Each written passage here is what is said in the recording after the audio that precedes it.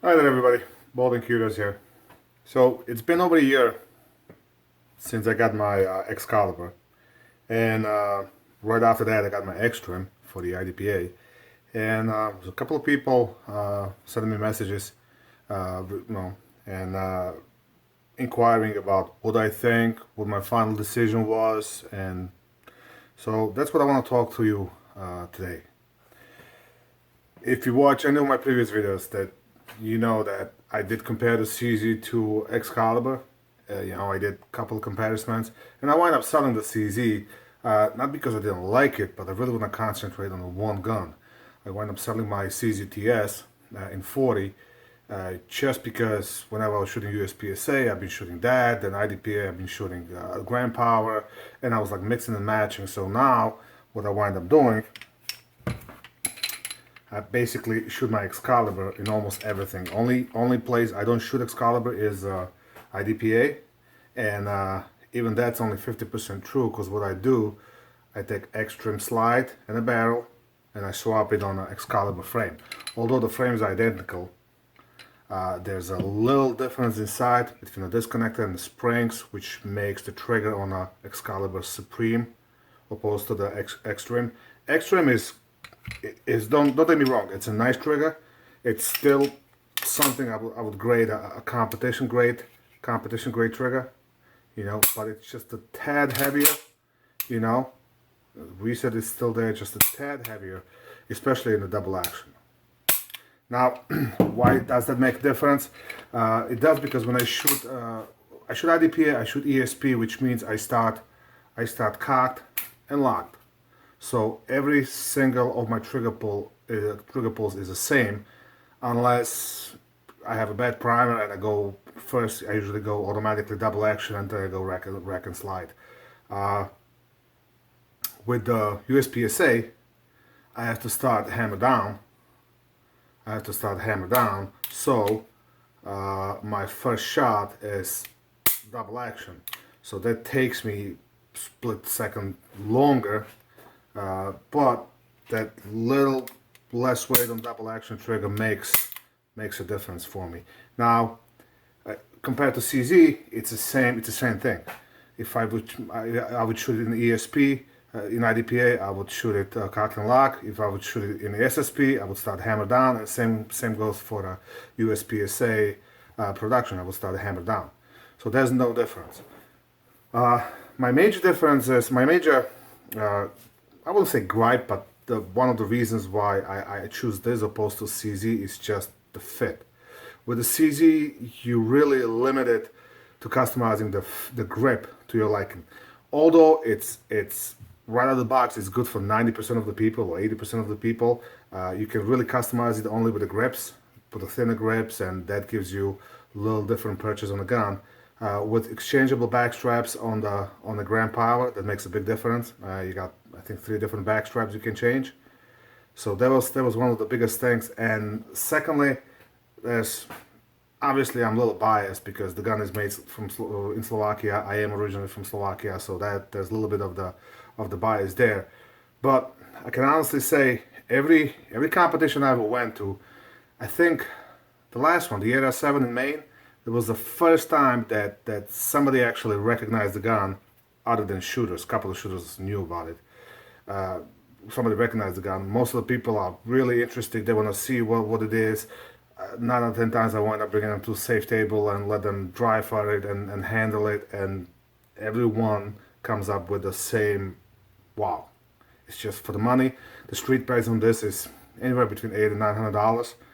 I pretty much paid over $1,000 because I bought it as soon as they came out, and everybody just says, "Wow!" For considering this gun is 100% stock. You can see the only thing is I'm a cheap bastard. I put a grip tape, just a skateboard tape, on the certain spots that I like.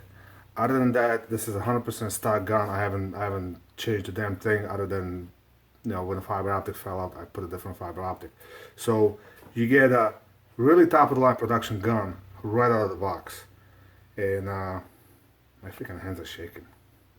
I've been working out yesterday and gotta lose the belly. Anyway, back to topic. So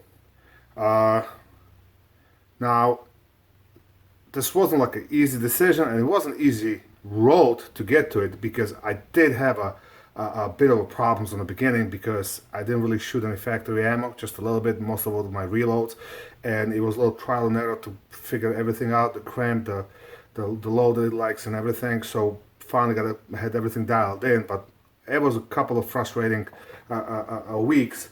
And Robert King from Red Hill Tactical actually run his holsters in IDPA and USPSA. He's the one who kind of helped me out and stuck me to it. So go check out his Red Hill Tactical. I'll put a link in the description for his holsters. Really, really good quality holsters. So he kind of helped me out. He's a sponsor shooter from GP. And no matter how many trophies I win, no matter how much I keep hinting GP that he have a Slovak guy living in the US shooting a Slovak gun and actually doing pretty good with it, I was trying to have them throw me some swag at least. I guess you gotta make this video viral, or let them hear it. So the one competition right now that this gun has in my collection that is like a second that I would consider for shooting is the one I shot at Smith & Wesson International IDPA when my X-ray was at Dawson to fit new sight, is Arsenal Strike 1. Nice thing about this is you got a constant trigger pull, same trigger pull all the time, regardless what division you're shooting. Okay, since this is striker fire, not single action, double action. But the biggest drawback is the magazine, just like I said before. That's something that still kind of gripes me. That's the only reason why I didn't invest in more magazines and start shooting this gun. It's just, I don't like the way these drop. You gotta depress this really hard, unlike the Grand Power that pretty much shoots them out. You can have it outside, it'll shoot it out. I really like that. Now, like I said, I'm shooting the X-calibur frame 99% of the time. Every competition I go to, I bring them both. This way I have a backup gun. I kind of figured there's not a whole lot that can go wrong with a slide other than sight or something, and I can swap that off all the time. Because, as you know, this is not IDPA legal because the conical floated barrel. Now, I was told by the viewer there's a replacement barrel. I didn't find it. I'm sorry, I forgot who it was, but if you got a link, if you can send me a link where I can find replacement barrel to make this IDPA legal, that would be perfect, because then I would have two guns that even though different lengths, I can use them in both competitions, and I have a backup gun. I would wind up changing the springs and whatever in this to make it feel like this, although this has a fixed size, but don't really matter to me, because once I adjusted these sides to where I like it, I haven't messed with them since. Alright, now let's check out the wear. I did a lot of dry fire, I did a lot of competitions, I won a couple of them. This frame, first major competition I shot it, just not counting the local competition, was a New England regional. I still shot it as a marksman, so I was kind of sandbagging it, I won the marksman division. After that, I won New York State last year as a sharpshooter, so that put me to expert, and actually won the New York State expert division this year, and I placed like 4th overall. I was the second at the Massachusetts State IDPA, and I shot USPSA Area 7, and I didn't do so good. I was second in the C class because I don't shoot that much USPSA. I'm a mostly IDPA shooter, and that kind of messes me up. At the USPSA, I gotta flip the switch. But I'm classified as a C shooter. I kind of messed up a couple of classifier. Probably by the end of the summer, I'll be a B shooter. So that's what I really feel as a solid B shooter and a solid expert shooter in the IDPA. Hopefully next year I'll make a master in IDPA, and I'd really like to make an A at the USPSA. So. As you can see, the wear is really not that bad on the gun. The finish holds up pretty good. I learned how to take it apart. since then. It's a little dirty because we shot it, but you can see stainless steel barrel, easy to fix. The frame itself, between both of these guns, I'm gonna say there's probably close to 20,000 rounds, and I'm gonna say probably 16,000 on this frame. Okay, and I haven't replaced the part yet, so I'm hoping that's the way it's gonna go. Only thing only grab I do have, and I'll throw in the pictures, is there's a difference in length of the firing pin between the Excalibur and the Extreme. The Excalibur has a notch. Actually, the Extreme has a notch for a firing pin block, which it doesn't have. But since this is original build as a K100, so I'm guessing they use the same firing pin.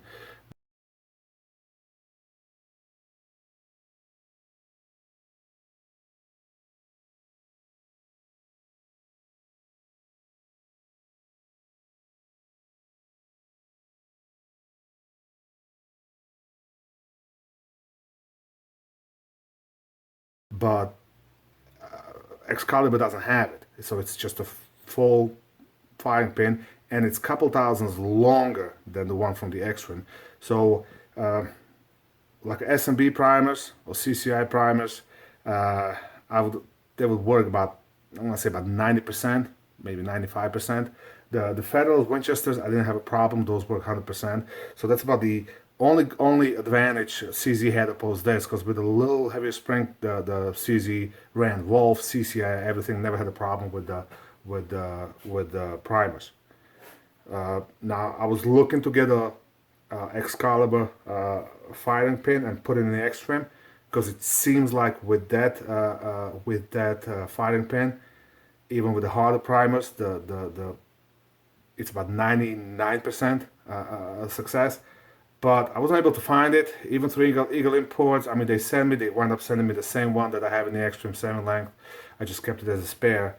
And what I should really do probably is just email Jaroslav Kuracina, who's president of the Grand Power, developer of the gun, since we're countrymen, and he'll probably hook me up. I just didn't get around doing it. What else? Not a whole lot to say. I mean, like I said, I'm really liking the gun. This is not a concealed carry gun. This is a purely competition gun. With the light trigger and the setup as it has, it's pretty much, that's all it is. I did wind up putting it through a test, the same test I did with my CZ P07 Duty, where I dropped it in the sand and everything, and I might actually edit the video and put it up. And it did good in the water, and obviously it failed in the sand miserably because the sand just got in a cut, went right in the frame, and it just locked the gun up. Same thing happened to Extreme. I suspect that if I take a regular K100 or maybe P11, something like that, which I actually planning on buying, that'll probably do a lot better, because you don't have all those lightning cuts, so there's less chance sand and crap getting in there. But like I said, both of these guns, as far as I'm concerned, the competition guns. I mean, you could keep them as a home defense or whatnot, but I wouldn't. I mean, there's probably better guns for a home defense, but you know, to each of its own. So to finalize it, yes, the CZ's out, the Grand Power's in, and it looks like it's gonna stay. Like I said, I shoot it in a 3-gun, USPSA and IDPA. So far, I shot it mostly in IDPA. I have another USPSA match coming up in Pennsylvania in September, AI8. So I'll see how I do over there. Maine, I did okay. You can check out my other video. I'll put it somewhere here, and you can see how gun performed 100%.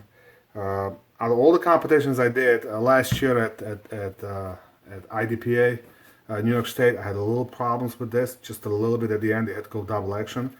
And at the Massachusetts State, I had not really well shooting, but there was something wrong, and then it turns out that recoil spring was kind of kind of weak. I used the lightest one, and I actually used it in Excalibur by mistake a couple of times as well, so it looked like really weak spring. I wind up going to a heavier spring. Didn't really change my load. I went to the heavier spring, didn't really change my load, and so far it seems like all the troubles went away. I shot when I shot New York State this year, I had zero problems, and they had 12 stages. You can check out the video from New York State, and like I said, zero issues, and gun ran just fine.